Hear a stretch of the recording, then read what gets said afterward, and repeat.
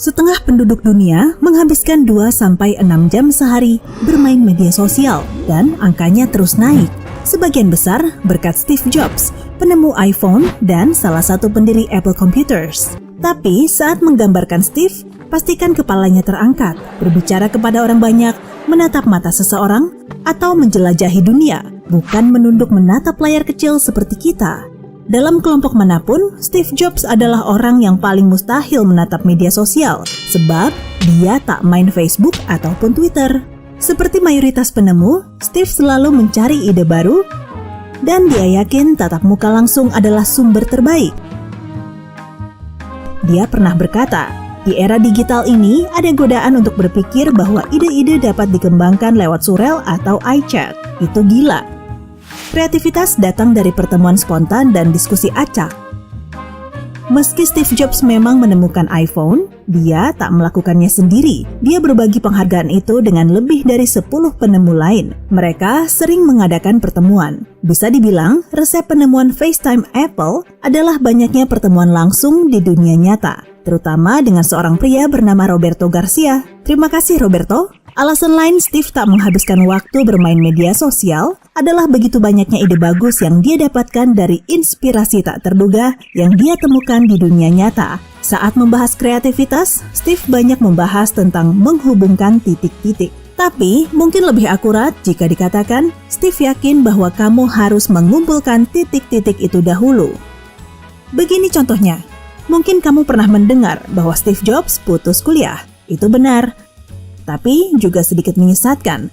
Lebih tepatnya, Steve bukan putus kuliah, melainkan sering mampir kuliah. Tak hanya tetap mendatangi kampus, tapi Steve pun tetap menghadiri kuliah. Steve menghadiri semua jenis mata kuliah, termasuk yang kemudian berdampak besar pada komputer modern dan memengaruhi penampilan hampir semua tulisan yang kita baca kini.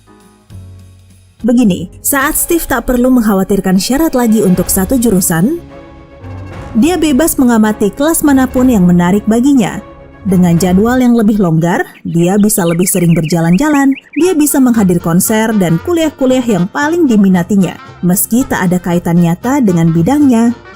Semua acara ini diiklankan dalam banyak poster yang benar-benar bagus. Steve mulai mengamati poster-poster itu bukan saja sebagai informasi suatu acara, melainkan juga sebagai suatu karya seni yang mendorongnya memperluas dunianya. Bagaimana mereka melakukannya? Salah satunya adalah melalui kaligrafi, yaitu jenis tulisan indah yang Reed College, kampus tempat Steve putus kuliah datangi lagi, kebetulan unggul di dalamnya. Kaligrafi bukan alasan Steve memilih kampus itu, bukan itu yang dia cari. Tapi kaligrafi ada di mana-mana dan Steve melihat hasilnya, poster-poster hebat. Steve mengumpulkan titik itu dan menghadiri kuliah kaligrafi. Bertahun-tahun kemudian, saat dia sedang mendesain komputer Apple yang pertama, Steve menggunakan hal-hal yang dia pelajari dalam mata kuliah kaligrafi untuk mendesain rangkaian font komputer pertamanya. Beginilah Steve mengungkapkannya. Kamu tak bisa menghubungkan titik dengan melihat ke depan. Kamu hanya bisa menghubungkannya dengan melihat ke belakang. Jadi, kamu harus yakin titik-titik itu entah bagaimana akan terhubung di masa depan. Kamu harus yakin pada sesuatu, nyali, takdir, kehidupan, karmamu, apa saja. Karena dengan meyakininya, kamu akan memperoleh kepercayaan diri untuk mengikuti hatimu, bahkan saat hatimu membawamu keluar dari jalan yang biasa ditempuh. Dan itu akan menghadirkan perbedaan besar. Ironis, titik-titik yang terhubung ini sekarang menggantikan dot matrix. Kakekmu tahu apa itu dot matrix?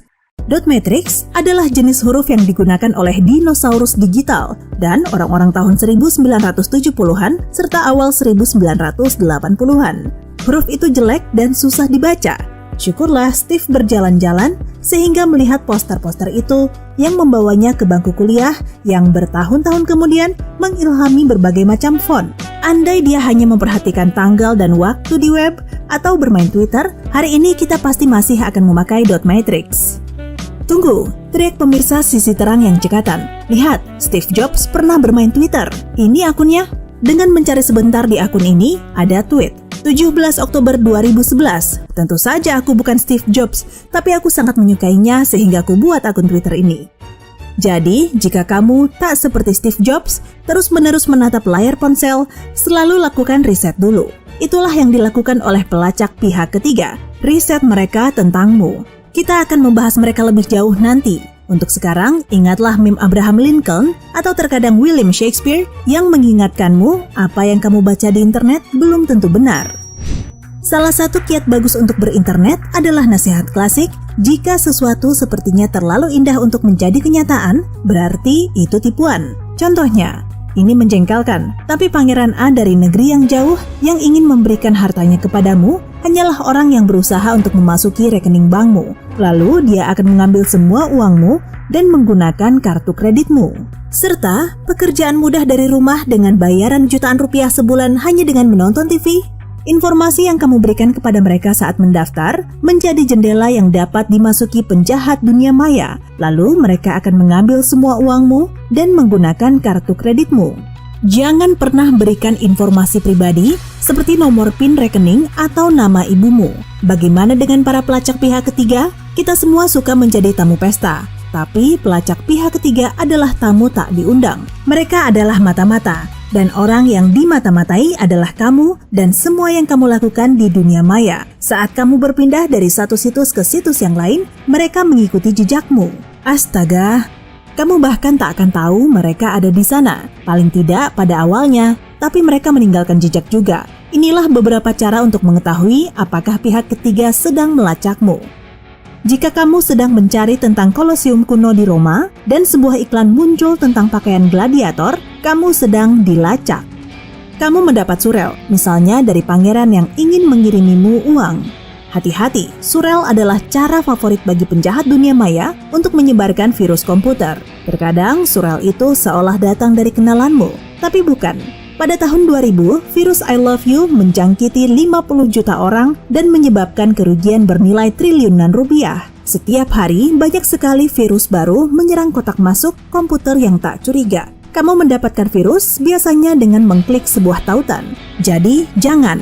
Bukan hanya penjahat dan pelacak dunia maya yang harus diwaspadai. Orang yang paling bisa merugikanmu di internet adalah kamu sendiri. Jangan pernah unggah apapun yang nantinya akan meninggalkan jejakmu selamanya. Terutama berhati-hatilah dengan lelucon. Aduh, saya dalam masalah. Jangan salah paham, kamu boleh saja merekam kegiatan gilamu di internet. Bahkan begitu hebatnya, 20 tahun lagi tingkah gilamu itu mungkin masih menjadi video pertama yang dilihat oleh bosmu saat kamu melamar pekerjaan. Siapa tahu, mungkin dia akan menertawaimu. Mungkin juga kamu akan memimpin konser gila. Saya mau tiketnya. Tapi mungkin juga tidak. Dan sebagian lelucon punya akibat fatal. Berhasil masuk universitas ternama adalah impian yang menjadi kenyataan. Selamat! Tapi jika kamu tak berhati-hati, media sosial bisa merenggut impianmu. Pada April 2017, pengurus Harvard menemukan sebuah grup Facebook tempat mahasiswa yang baru diterima membuat lelucon jelek. Meski para mahasiswa itu bersikeras bahwa mereka hanya sekadar melucu dan banyak diantaranya mengenai diri mereka sendiri, Harvard membatalkan penerimaan 10 mahasiswa. Jangan sampai itu terjadi kepadamu. Jika cukup cerdas untuk dapat diterima di Harvard, kamu juga cukup cerdas untuk tak mengunggah materi yang berisiko. Tapi, ini bukan berarti kamu harus berhenti bermain media sosial. Medsos itu seru, informatif, dan banyak pekerjaan serta tugas sekolah yang memerlukannya. Cukup berperilaku yang aman saja. Dan kalau memang terjadi masalah, hadapi dengan berani.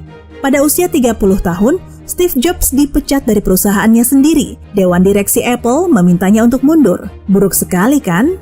Tapi Steve berkata, ini adalah hal terbaik yang pernah dia alami. Dia bebas untuk menjelajahi hal-hal baru dan mengumpulkan lebih banyak titik-titik sekali lagi. Steve Jobs mendirikan Pixar dan Next. Lalu, pada 1996, Apple membeli Next dan Steve Jobs pulang ke perusahaannya. Semua ini sebelum dia menemukan iPhone.